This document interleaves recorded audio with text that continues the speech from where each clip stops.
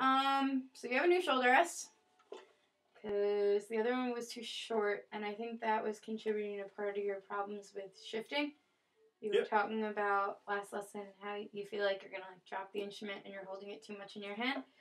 But it's important to know with any upper string instrument that all of the weight should not rest in your hand, but it also shouldn't all rest here.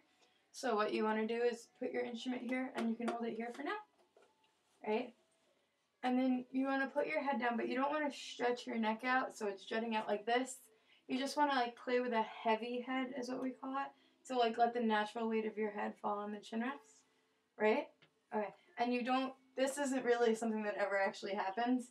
So it's not a good thing to practice because you'll never actually experience that because you do want some of the weight of the instrument on your hand, but not enough that it keeps you from moving fluidly. Okay? So is that more comfortable? Yeah. Yeah. Okay. I feel like it should be Adjust it as you need to.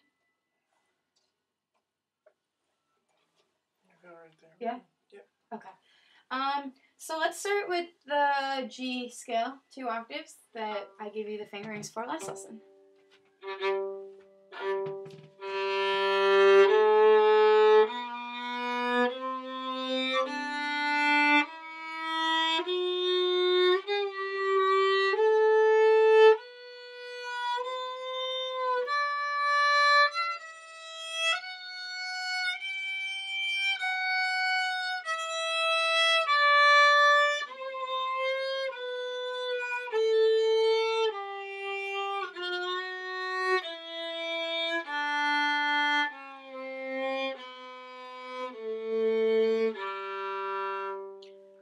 So the first thing that I'm noticing about the scale is that your hand is a little clenched around the neck of your instrument, and I think it's because you're used to holding so much weight in that side. But now you don't have to, okay? So work on, you still want to maintain that space, even in first position, and I know it's a little more difficult because of how much of the neck of the instrument is in your hand, but you tend to pull back like this a little bit, which closes off all the space between here and the neck of your instrument. So make sure your elbow is coming around enough that you can get your knuckle line nice and high and provide that space, okay? Try again and really focus on intonation. Don't overextend your wrist though. There you go. And I'm going to drone a G and listen to the interval between each note that you're playing and the open G that I'm playing, okay?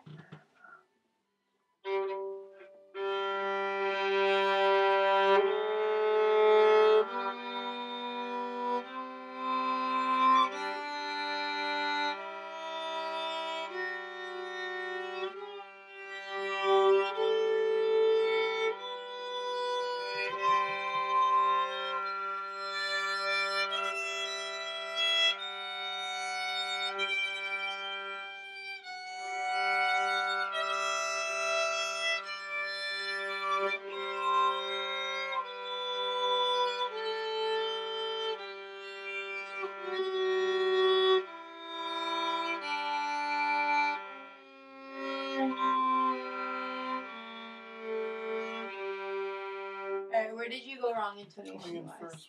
Going back from third to first. Right. So how far is the distance between your G to your F sharp in first position? Right? Right? Yeah, it'll be a half step going down, but right. You're going to be shifting 1, 2, 3 half steps down. Right, with your first finger. But what you want to pay attention to is you're only moving, the next pitch is only a half step away, okay? First, yeah. So your second finger is right next to where you left your first finger, okay? Alright. And another thing I'm noticing is when you get up to the top string, instead of working with your elbow, so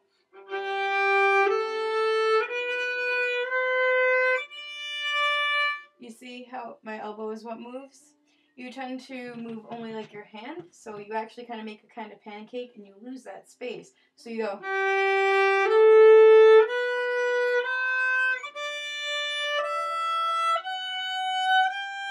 Do you see the hand shape my hand has there? Yeah. It's very slanted back, and that can cause you to play out of tune, right? So you want to make sure that you're coming around the instrument.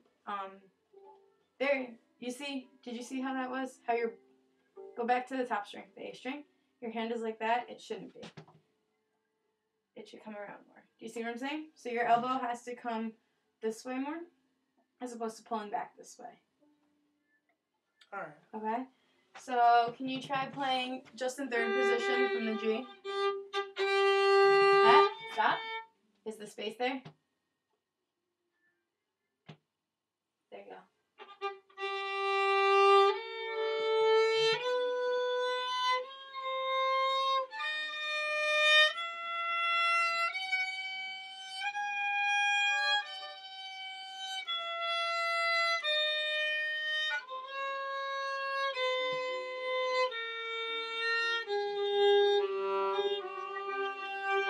I think you might have started sharp. Yeah, but either way, you did pull sharper when you got to this string. Yeah. I think it was because you were trying to overcompensate. Don't overcompensate. It's a very small motion. You ready to watch? Now, instead of keeping your hand in the same place, you have to release, okay?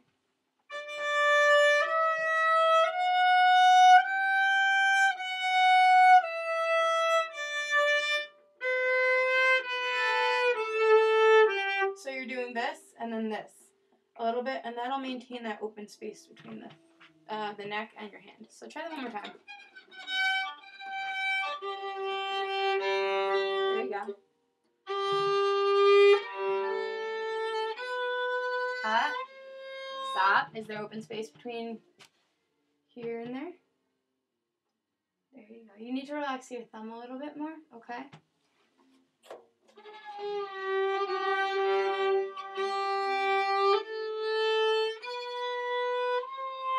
Good. Much better.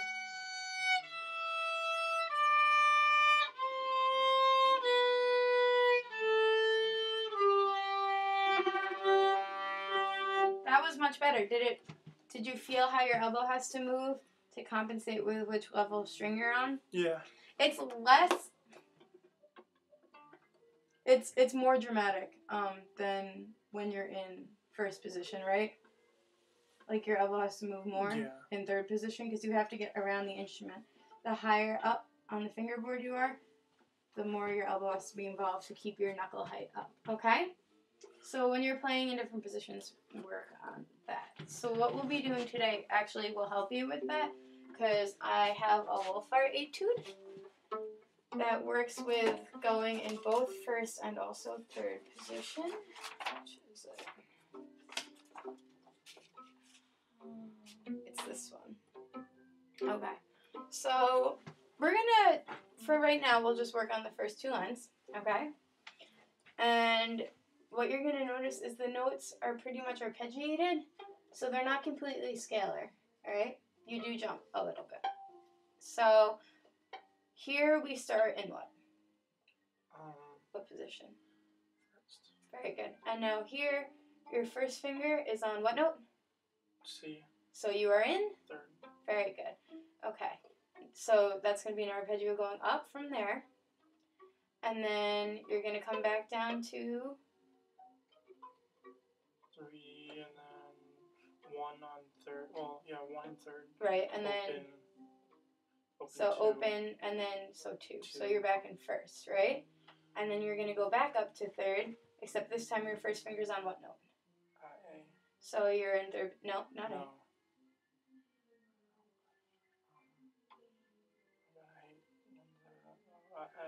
Very good. So now you're in third position on what string? C string. Oh, no. The C string. Is that first? Oh, no, that's third. It's third. Yeah, you were right the first time. You were good. Okay. Then you go all the way up to third, and you're going to come back to an open C string. So you're going to be in first again, and then back up to third, and it follows the same pattern as the first measure. Okay? All right. And then here, what position are you in?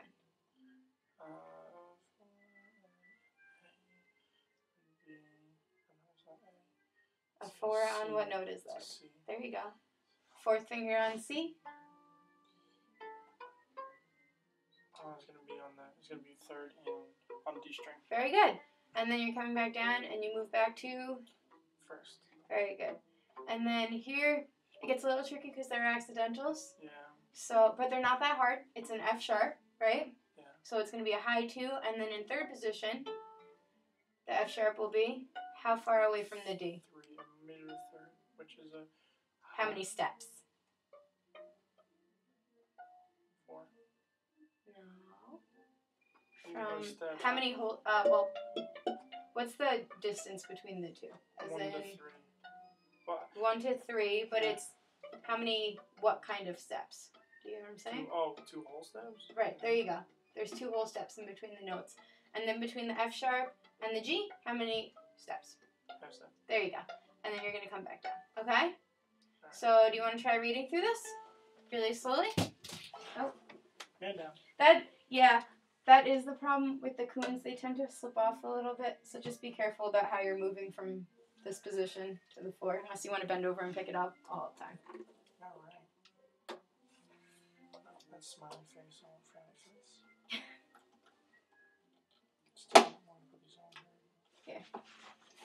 Yeah, got it. We're good. With those, it'll help if you... Here, I'll show you. Because they tend to slip around a little bit. If you, like, put it against your body, go like that, right? And then hold it against your body. And just clip the other side on. This is actually a little bit loose. Yeah. You can make it tighter. Oh, perfect. Just with these guys.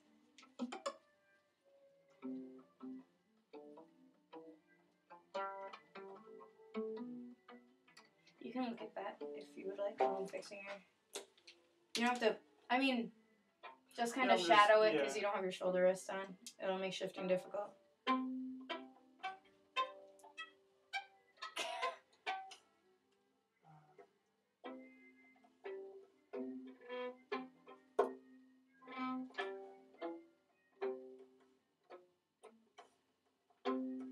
Does your finger always naturally bend out that way?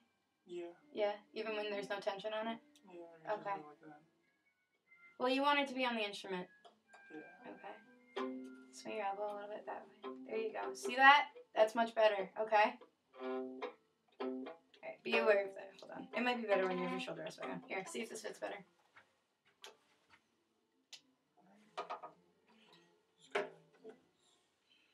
You can put your bow down. You go on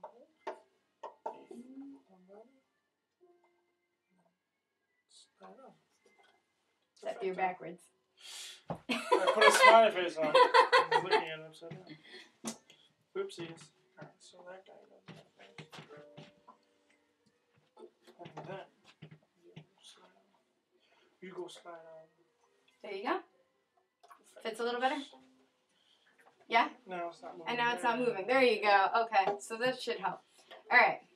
Go nice and slow, okay? And really pay attention to your elbow moving with your arm to get around the instrument, okay?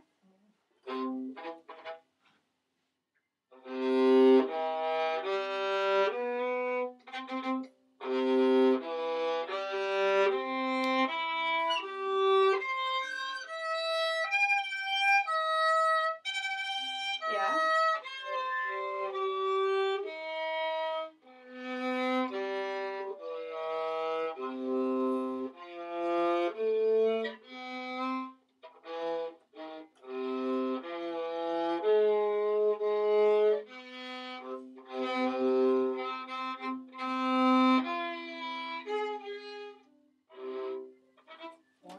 What are you...